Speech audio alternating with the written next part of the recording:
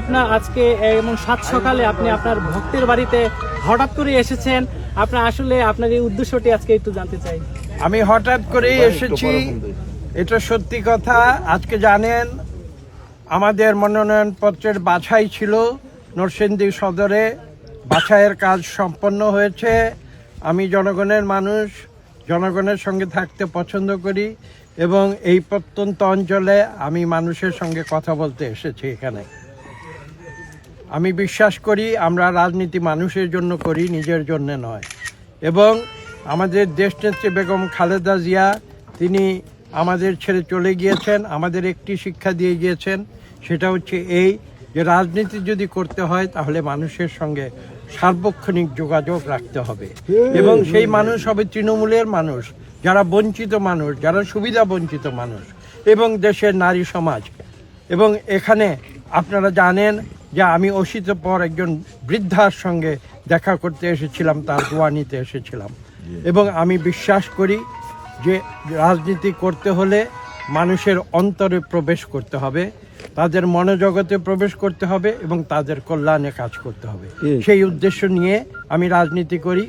আশা করি বাংলাদেশের মানুষের জন্যে আমার পিতা মরহুম আব্দুল মোমেন খান যেভাবে কাজ করে গিয়েছেন, দেশনেত্রী বেগম খালেদা জিয়া যেভাবে এদেশের মানুষের কল্যাণে কাজ করে গিয়েছেন, শহীদ প্রেসিডেন্ট জিয়া রহমান যেভাবে রাখাল রাজা হিসেবে বাংলাদেশের গ্রামের মানুষের জন্য কাজ করে গিয়েছেন, এবং যেভাবে আমাদের বর্তমান চেয়ারম্যান জনাব তারেক রহমান এদেশের মানুষের জন্য নিজের জীবনকে তিনি উৎসর্গ করেছেন, আমরা সেই বিশ্বাসে রাজনীতি করি এবং আমিও এদেশের মানুষের জন্য জীবনের শেষ দিন পর্যন্ত কাজ করে যেতে চাই। আপনার কাছে আর ছোট একটি বিষয় জানতে, যে গতকালকে আমরা আপসহীন দেশনেত্রী বেগম খালেদা জিয়ার দাফন জানাজা এবং দাফন শেষে হয়েছে, উনার যে অপূরণীয় যে ক্ষতি এই জাতির জন্য হয়েছে, সেই বিষয়টি আপনারা কিভাবে দেখছেন স্যার?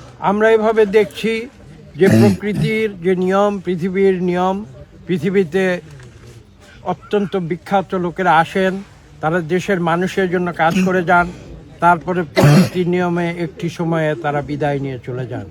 এই অমোঘ সত্য, এই কঠিন সত্য আমরা মেনে নিতে বাধ্য হয়েছি এবং তারই ধারাবাহিকতায় আমরা এই বিশ্বাস নিয়ে কাজ করছি যে তাদের উত্তরসূরি শহীদ প্রেসিডেন্ট জিয়া রহমান এবং দেশনেত্রী বেগম খালেদা জিয়ার যে উত্তরসূরি জনাব তারেক রহমান, তার নেতৃত্বে আমরা বাংলাদেশকে উন্নয়নের পথে, গণতন্ত্রের পথে সামনে এগিয়ে নিয়ে যাব।